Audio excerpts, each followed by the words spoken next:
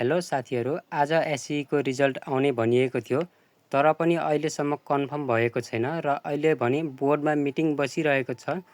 यस board मिटिङले आज result सार्वजनिक गर्ने कि अर्को दिन गर्ने भनेर निर्णय गर्नेछ र सूचनाका अनुसार आज रिजल्ट सार्वजनिक हुने निकै चान्स रहेको छ।